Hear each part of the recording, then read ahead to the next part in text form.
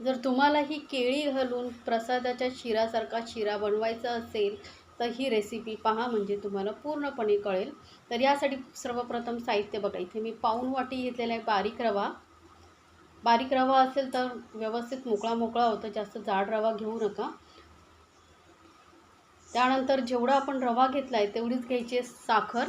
तर पाऊण वाटी इथे मी साखर घेतलेली आहे. हे दोन्ही प्रमाण सम ठेवायचं, म्हणजे आपला शिरा गोडीला छान होतो. आणि त्यानंतर अर्धी वाटीपेक्षा थोडंसं कमी मी इथे तूप घेतलेलं आहे, साजूक तूप घेतलेलं आहे. थोडे ड्रायफ्रूट्स घेतलेले जे तुम्हाला आवडतात ते घालू शकता. थोडीशी वेलची पावडर घाला. त्यानंतर इथे एक केळं घेतलेलं आहे बघा. आता हे एक वाटीचं पाऊण वाटीसाठी मी इथे अर्धं केळं वापरणार आहे, कारण हे मोठं केळं आहे. तर छोटं केळं असेल तर तुम्ही एक केळं पूर्ण वापरला तरी चालेल या प्रमाणामध्ये. तर आता सर्वप्रथम आपल्याला काय करायचं आहे, एक मोठं पॅन वगैरे घ्यायचं आहे. त्यामध्ये आपण घेणार आहोत पाऊण वाटी दूध. जेवढा आपण रवा घेतला आहे ना तेवढंच घ्यायचं आहे दूध, आणि त्यामध्ये आपण घालणार आहोत पाऊण वाटी पाणी. म्हणजे दूध आणि पाणी सम प्रमाणात घालायचं आहे. जेवढा रवा आहे तेवढाच वाटी दूध आणि तेवढंच पाणी घालायचं आहे. आता हे दूध आणि पाणी उकळत ठेवलेलं आहे साईडला. तोपर्यंत कढईमध्ये थोडंसं तूप घालून आपण हे ड्रायफ्रूट्स घातलेले आहेत. फक्त मनुका नाही घालायच्या, काजू बदाम जे तुम्ही घालाल ते घालून यामध्ये घालायचे आहे. कारण मनुका जे आहेत ना लगेच भाजतात आणि मग ते फुगतात, त्यामुळे टेस्ट त्याची बिघडते. पण फक्त आपण तुपावरती हे काजू आणि बदाम थोडेसे हलकेसे भाजून घेणार आहोत. थोडंसं बघा हलकंसं भाजून घेतल्यानंतर यामध्येच आपण घालणार आहोत रवा. म्हणजे काय होईल, रव्याबरोबर ड्रायफ्रूट्सही चांगले भाजले जातील. आता इथे मध्यम गॅसवरती आपण हा रवा जो आहे चांगला भाजून घ्यायचा आहे. रवा जर कच्चा राहिला ना तर रव्याची शिऱ्याची टेस्ट बिघडते. त्यामुळे मध्यम गॅसवरती मस्त खमंग असा आपल्याला हा रवा भाजून घ्यायचा आहे. तर थोडंसं तूप घालते मी. एकसाथ पूर्ण तूप घालायचं नाही, आधी एक चमचा घातला होता मोठावरून. आता थोडा परत अजून असं थोडं आपण घालत राहायचं आहे.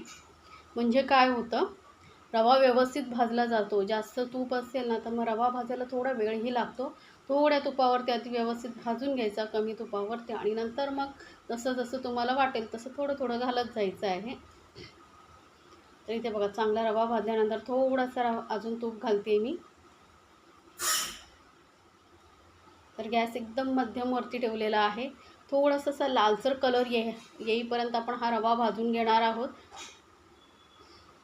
तर रवा भाजताना अजिबात घाई करायची नाही. पाहिजे असेल तर गॅसचा फ्लेम मोठा असेल तर एकदम मंदवरती ठेवूनही तुम्ही हळूहळू मिक्स करत भाजत राहायचं आहे.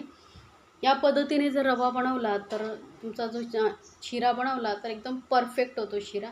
आता हा बघू शकता, थोडा आपण जो रवा भाजलेला आहे तो अर्धा भाजला गेला आहे. त्यानंतर यामध्ये केळं कापून घालायचं आहे आणि ते स्पॅच्युलाच्या साहाय्याने मिक्स करत राहायचं आहे.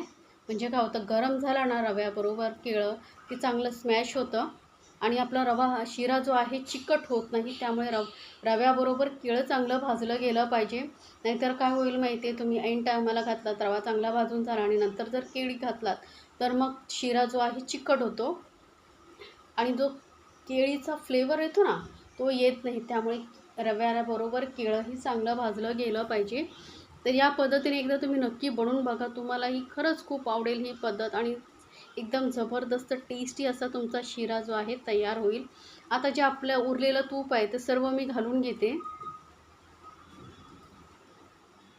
म्हणजे आपलं जो केळी वगैरे आहे तेही व्यवस्थित भाजली गेली. आता केळी घातल्यानंतर काय करायचं आहे लक्षात ठेवा, गॅस जो आहे एकदम मंदवरती ठेवायचं आहे. कारण केळीमुळे काय होतं, त्याला ओलसरपणा असतो तर खाली लागू शकतं. त्यामुळे एकदम मंद गॅसवरती आपण ही केळी आणि रवा भाजून घेणार आहोत. आता मी जे मनुका ठेवल्या होत्या त्याही घालून घेते. इथे तुम्हाला बेदाणे आवडत असतील तर बेदाणेही घालू शकता. जे तुम्हाला ड्रायफ्रूट्स आवडतात ना ते तुम्ही घालू शकता. आता हे थोडा वेळ आपण चांगलं परत भाजून घेणार आहोत. बघू शकता कलर छान असं लालसर आलेला आहे. इतपत आपल्याला हा रवा जो आहे चांगला भाजून घ्यायचा आहे. आणि बघू शकता मोकळा मोकळा असा हा रवा झालेला आहे. केळी घातल्यामुळे अजिबात त्याला चिकटपणा अजून आलेला नाही, कारण केळं चांगलं भाजलं गेलेलं आहे. मस्त कलर आलेला आहे बघू शकता. इतपत असं लालसर कलर येईपर्यंत आपण हा रवा भाजून घेतलेला आहे. आता काय करायचं आहे आपल्याला, गॅस एकदम मंदवरती करू शकता किंवा मग बंद करू शकता. आपल्याला यामध्ये घालायचं आहे दूध. तर दूध घातल्यानंतर काय होतं, दूध गरम असतं, रवाही गरम असतो, त्यामुळे वरती येतं पटकन. त्यामुळे थोडंसं घालायचं आणि मिक्स करत राहायचं आहे. तुम्हाला असं वाटत असेल तर गॅस बंद करू शकता, नंतर चालू करू शकता. आता दूध घालून घेतलेलं आहे, गॅस माझा चालूच आहे आणि फटाफट मिक्स करत जाते. अजून आपण यामध्ये साखर घातलेली नाही आहे, लक्षात ठेवा. साखर आपल्याला सर्वात शेवटी घालायची असते, म्हणजे साखरेचा गोडवा चांगला टिकून राहतो शिऱ्यामध्ये. आता दूध घालून मिक्स करून घेतल्यानंतर होऊ शकता मस्त उकळी येते आणि पटकन कवर करून याला वाफवून घ्यायचं आहे 2 मिनटं. पूर्ण दूध आटेपर्यंत आपण हे वाफवून घेतलेलं आहे. मिक्स करून घेऊया. मस्त सुगंध सुटलेला आहे. आता घालायचं आहे यामध्ये साखर. तर जी साखर आपण एक पाऊण वाटी घेतली होती ती पूर्ण घालून घ्यायची आहे. आणि फ्लेवरसाठी मी थोडीशी 2 पिंच एवढं मीठ घालते. मिठामुळे ना गोडाची चव एकदम जबरदस्त लागते. थोडीसं मीठ घालून बघा. आणि वेलची पावडर घालायची आपला. वेलची ना मी थोडीशी मिक्सरमध्ये साखर घालून वाटून ठेवते, म्हणजे काय होतं पटकन वापरता येते. तर अशी पावडर तुम्ही घरी बनवून ठेवलात ना, की जेव्हा काही गोडाचा पदार्थ करायचा असेल तर पटकन वापरता येते. आता साखर आणि घालून व्यवस्थित आपण मिक्स करून घेणार आहोत.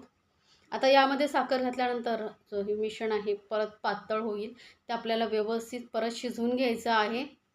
असं केल्याने बघा गोडाचा जो फ्लेवर असो, साखरेचा गोडवा तो शिऱ्यामध्ये मस्त उतरतो आणि शिराही जबरदस्त चवीला लागतो. तर फक्त 2 मिनटं परत वाफवून घेऊया. जास्त वेळ वाफवायची नाही आहे आपल्याला, नाही तर खालून लागू शकतो. गॅस एकदम मंद करून आपण आता 2 मिनटं वाफवून घेतलेला आहे. परत मिक्स करून घेऊया.